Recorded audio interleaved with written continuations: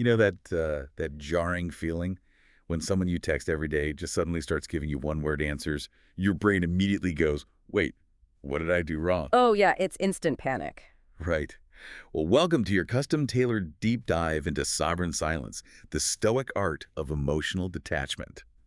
Today we're unpacking exactly why that sudden withdrawal hits you so hard, and how to use this ancient philosophy to preserve your mental sovereignty against unpredictable people. Yeah, but before we can even build those emotional defenses, we have to look at the specific trap you're falling into. I mean, we hear about quiet quitting at work, right? Yeah, like doing the bare minimum. Exactly. But this phenomenon is aggressively leaking into personal relationships now. A friend or a partner doesn't officially end things. They suddenly withdraw their emotional labor. The deep conversations just sort of evaporate. And that partial withdrawal is honestly what makes it so manipulative. Because when they occasionally break that silence to give you like a crumb of affection, it triggers a very specific psychological trap. It really does. When you read about this dynamic, it sounds exactly like playing a rigged slot machine in a bad casino. And think about it. If someone is awful to you 100% of the time, you just leave. Right, the machine is broken. Yeah. But if they give you the cold shoulder and then randomly pull you back in with warmth, you keep pulling the lever. It creates intermittent reinforcement. You literally get hooked on the unpredictability of it. And this isn't just a metaphor, by the way. Intermittent reinforcement is the exact mechanism used to train animals and keep people glued to casino games.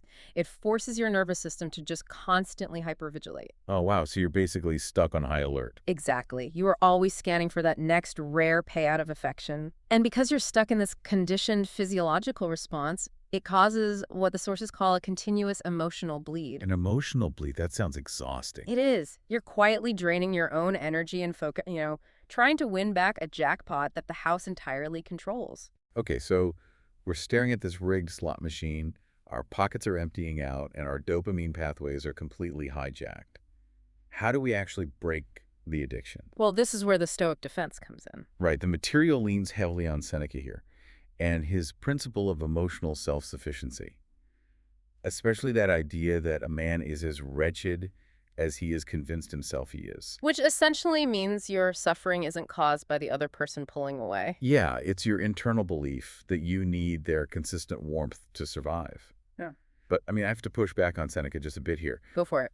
It sounds beautiful on a parchment scroll, but when you're in the thick of it, when you just got that text that gave you a massive dopamine hit, how do you actually snap out of it? You can't just logic away a chemical spike by quoting a guy from ancient Rome, right? No, you really can't. And philosophy without a practical mechanism is just wishful thinking. You absolutely cannot logic away a dopamine spike in real time. So what do we do? That is why the core tool here is the consistency check rule. When you feel that emotional high from a sudden burst of affection, you don't just ride the wave. You have to physically break the dopamine loop to force a mental circuit breaker. Wait, so what does breaking that loop actually look like in practice? Like right in that moment? It means putting the phone in another room for 20 minutes before you even think about replying.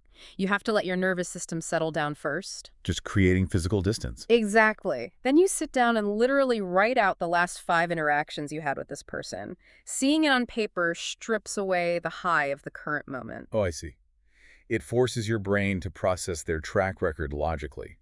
Like, does this random Tuesday of warmth actually erase the previous 3 weeks of silence? Right. You are grounding yourself in reality rather than the fantasy of what the relationship used to be. It forces you to acknowledge that just because the machine paid out once, it doesn't mean it isn't rigged. So for you listening, the overarching goal here is to run that consistency check. Stop the emotional bleed by taking your hand off the lever, evaluating the track record, and just walking out of the casino. Which is exactly how you reclaim complete mental sovereignty over your own life. Because your emotional stability should never be held hostage by someone else's unpredictable behavior. So true. But, that actually leaves us with one really fascinating question to mull over. What's that? If we master this level of stoic detachment, right? If we become completely emotionally self-sufficient and immune to those sudden conversational temperature drops, do we risk building our walls so high that we accidentally lock out the vulnerability required for genuine, healthy connection? That is a tough balance. Yeah. Have we just weatherproofed a house that is now entirely empty? Something to think about until next time.